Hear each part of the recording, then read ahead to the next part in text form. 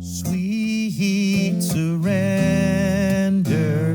as I love, serve, and remember. So it's always fun to have spiritual fun, right? Sometimes we take our spiritual journey really seriously and we just need to lighten up and laugh. There's a guy, when I was back in the early 90s, he called himself Swami Beyondananda. Has anyone ever heard of him?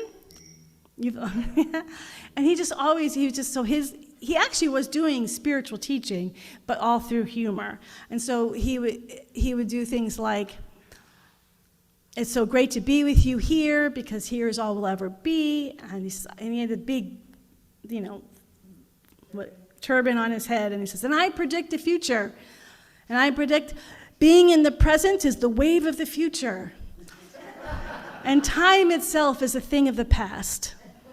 Just silly things like that. But we need that, right? We need that spiritual lightness of being.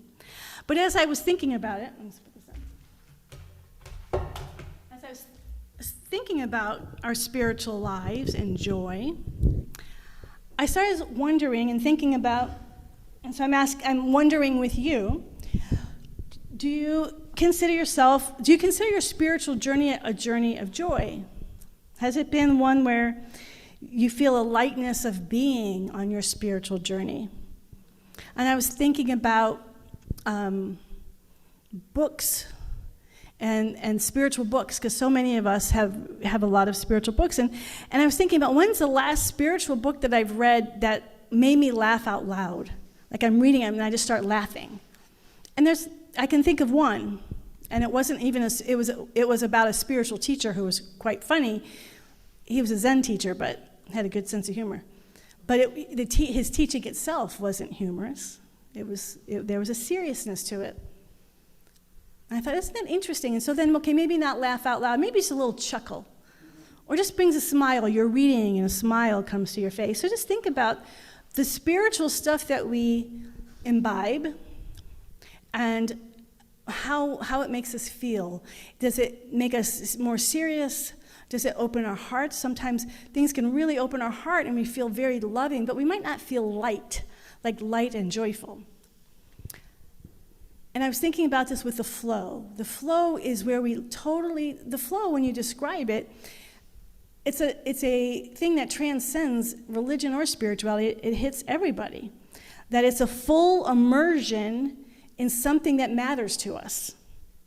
So it could be while you're painting a picture at home all by yourself. You get totally immersed in it. It could be playing music. It could be sports. It could be anything it could be anything all the time. And we get totally immersed in it. So the qualities are, we get totally immersed in it. We forget ourselves.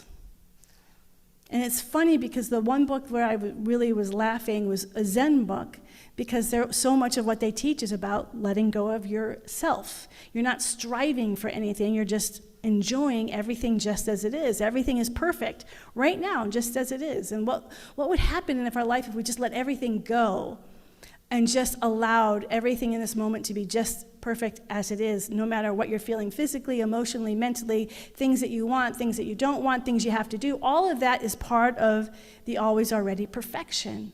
And when we allow ourselves to just rest in that, we start to get a little bit lighter. We're not living in the future. So this is all what spiritual practice is, right? So I've always found it interesting because I went to a center, most of you have heard of it, it's called Agape, down in Los Angeles. And at the time, this was in the 90s, it had about 4,000 people, which was considered a mega center. And same philosophy as this, spiritual progressive. I would always say spiritual and religious because it welcomed people who were religious too, but the focus was on the spirituality. But it was, Sundays are also on football days. And I've always thought it was amazing that Agape was considered a huge church back in the 90s before online. And yet, if you go into a football stadium, it's just like a small number compared to the amount of people who go to a football game. And the people who go to a football game pay an enormous amount of money to go to the games, for the clothes, there are some people, I can't think of who talk about sports incessantly. They're immersed in it. It involves them. They're immersed in it. And I'm like, wow, this is what church does.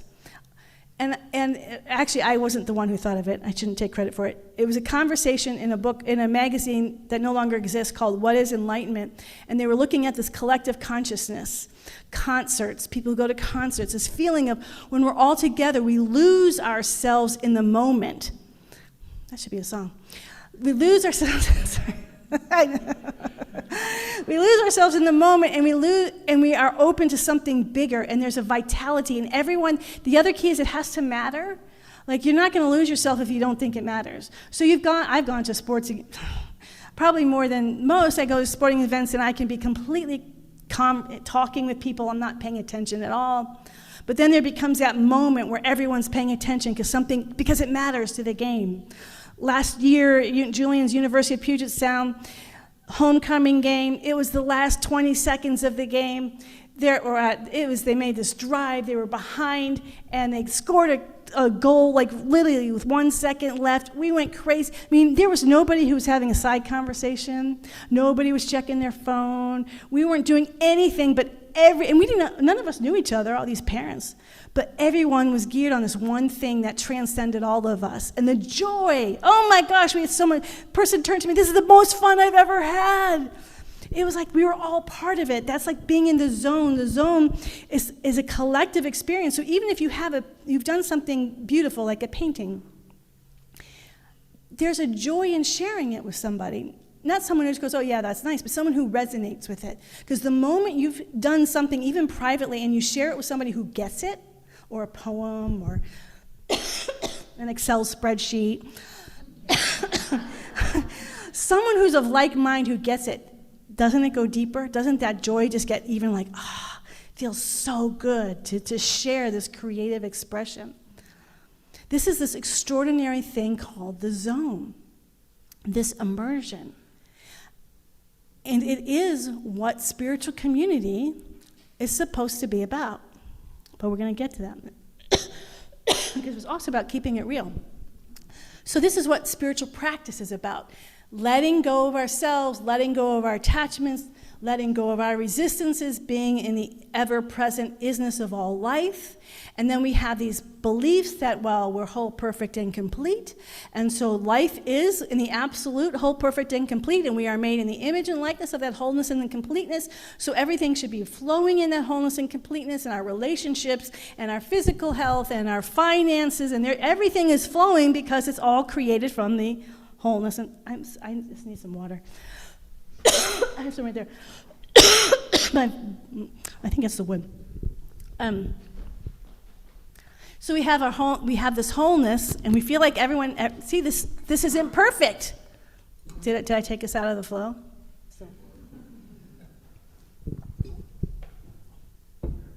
So how do we do that? How do we have this idea of being in the flow, and yet with all our human limitations?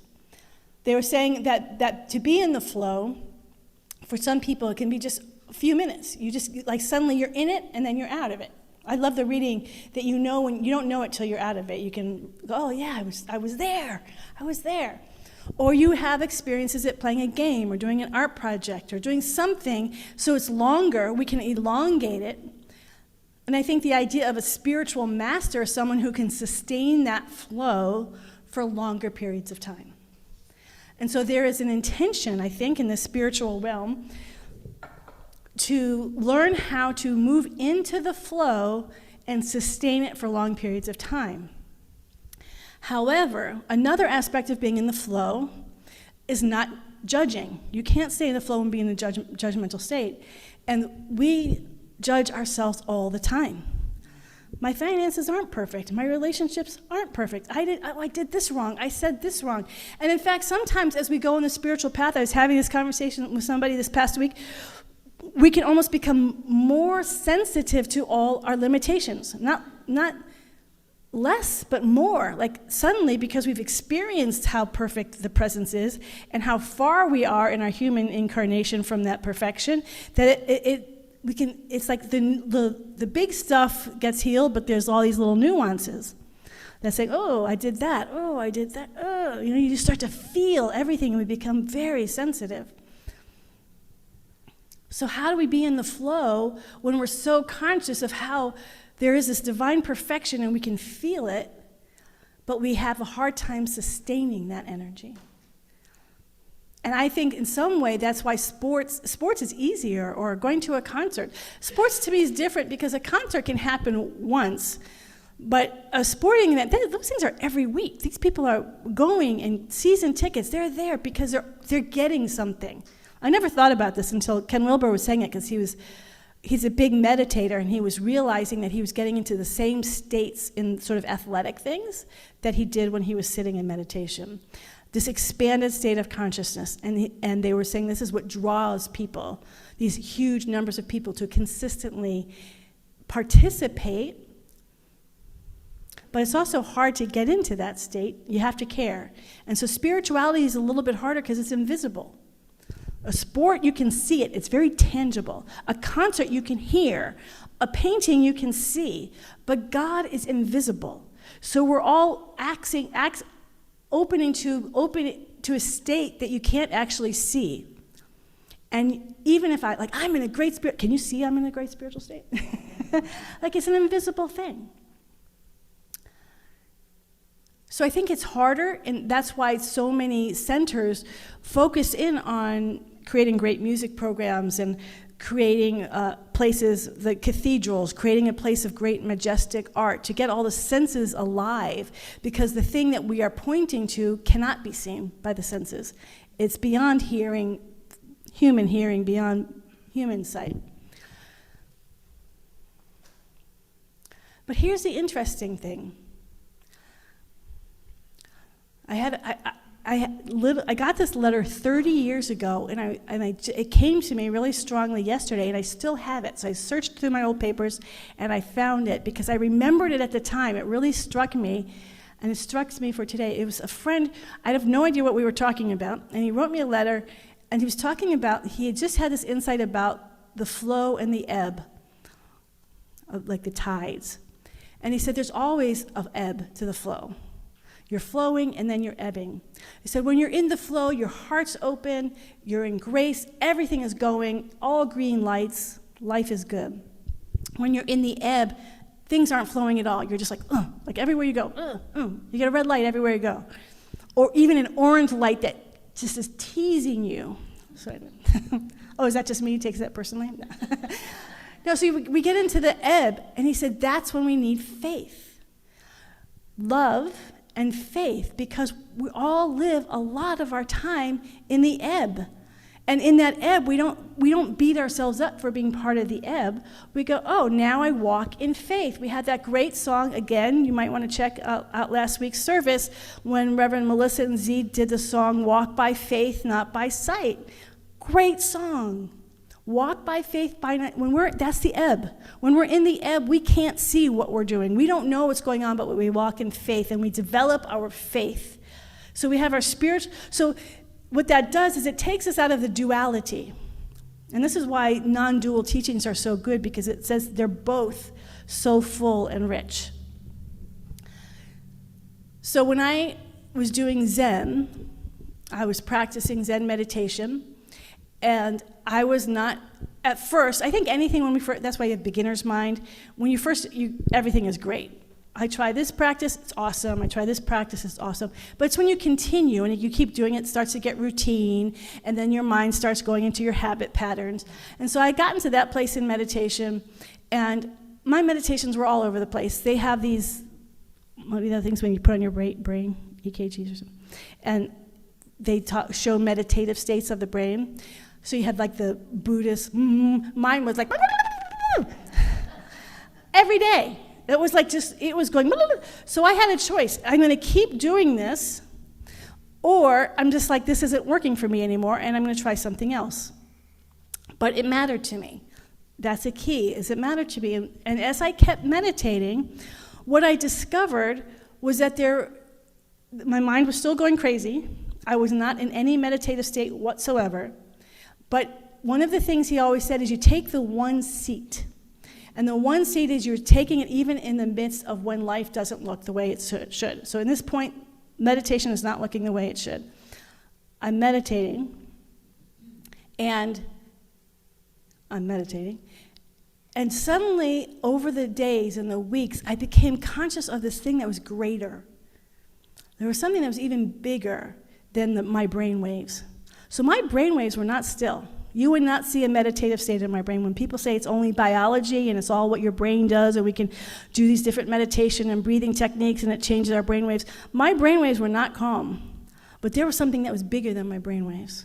There was something bigger than my crazy, wild mind.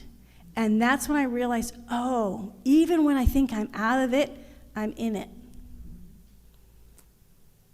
That was freedom.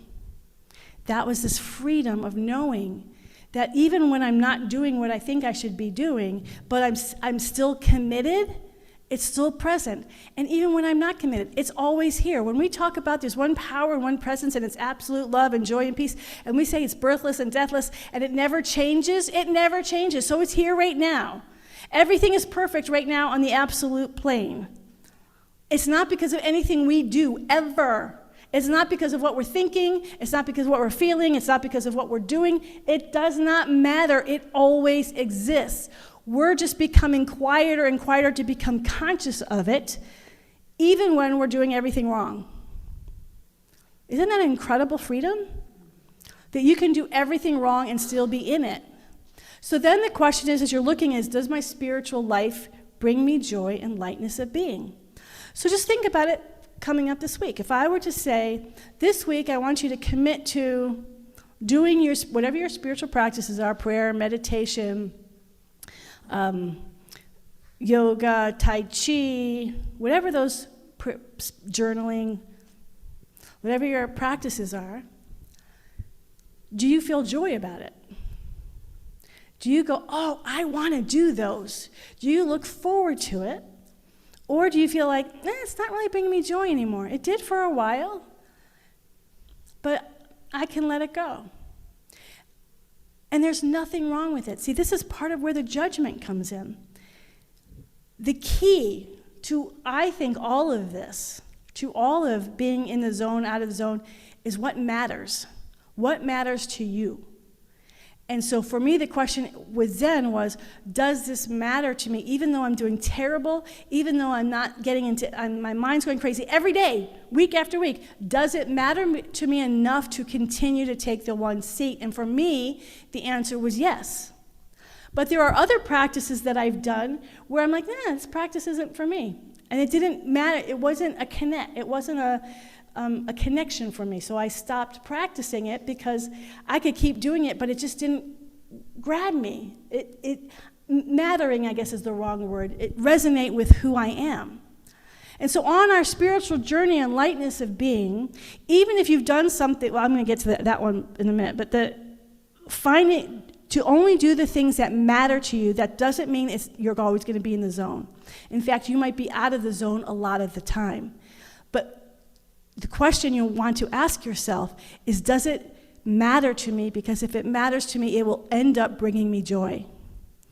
If you commit to something that matters to you, you will find that transcendent joy because you're, in essence, taking the one seat. So if you want to paint and you are struggling so much with painting, it's just not coming out, but you believe in it for yourself, your soul's like, this is something I really want to do, even though I keep messing up and even though I'm terrible, I'm just going to keep doing it. You're going to get to a place of joy in it, regardless of the external manifestation. You will find joy because just that knowing and taking the one seat, taking the one paintbrush and committing and doing it, you will find that transcendent joy. That the transcendent joy isn't just about spiritual fun that comes and goes that we create. Comedians, by the way, spend years building up their repertoire of funny things. So everything takes work. But finding out what matters to you. And being willing to change. So again, looking back at your spiritual journey, has it brought you joy Do you feel delight when you think about your spiritual journey? And when you think about your spiritual journey this week, this month, is it something that you look forward to? I can tell you right now, living in a household with passionate sports guy, he looks forward to every sporting event. He's talking about it, he's thinking about it, he's immersed in the consciousness of the athletic. And it's like, oh, do I feel that way about spirituality? Is it something I want to talk about? Is it something I'm immersed in? And then we could change. So I heard something recently and it triggered me. I was listening to someone and I'm like, I just got agitated, but I couldn't figure out why I was agitated because I said the very same thing that they said. I'm like, what is that? And I'm like, oh, I don't know if I believe that anymore. I've said exactly what they were saying, but them mirroring it back to me, I'm like, huh.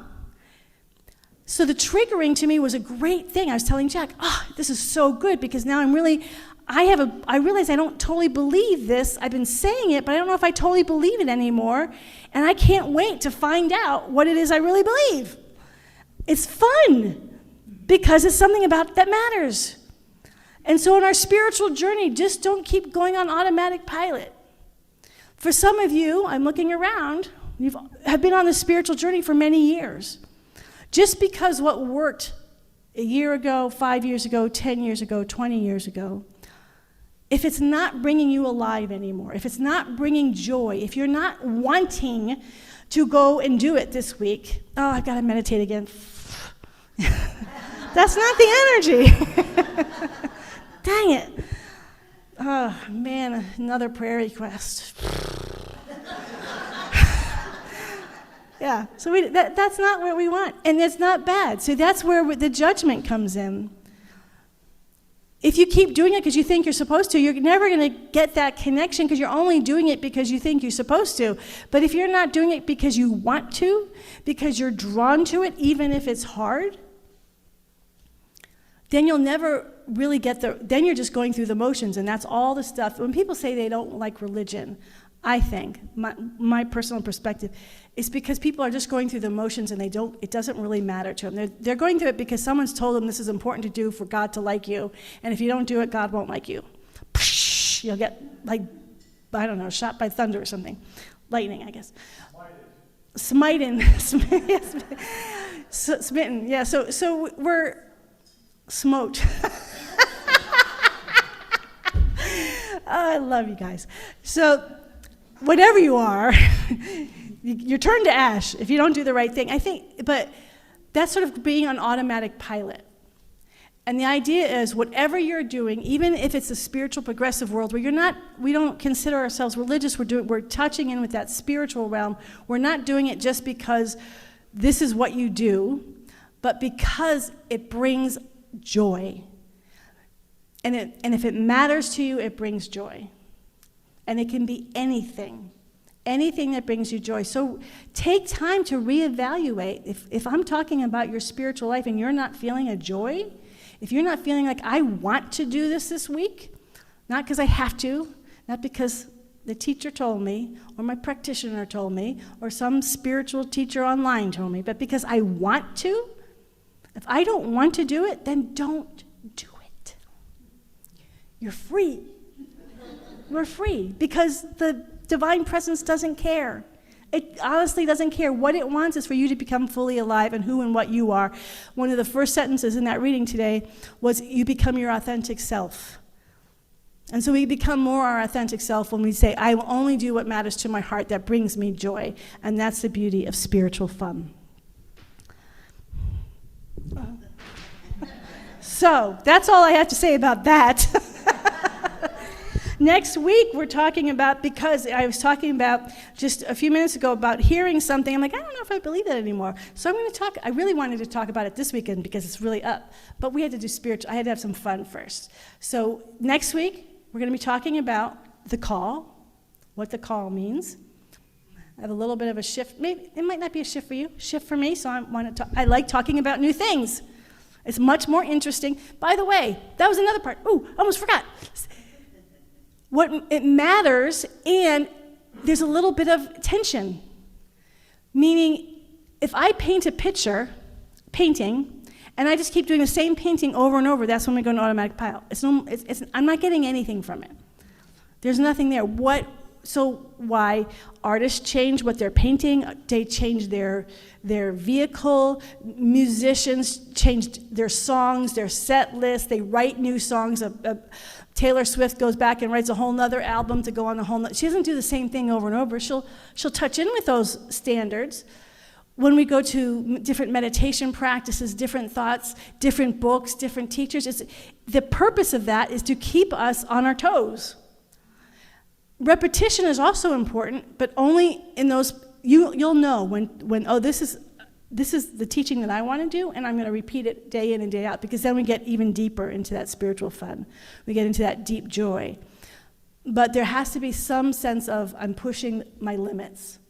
If we're not pushing our limits, musically, spiritually, cooking. I was so excited. I learned how, when I was in my sabbatical, I wasn't even asking, and I got in meditation how to make a different type of salad dressing.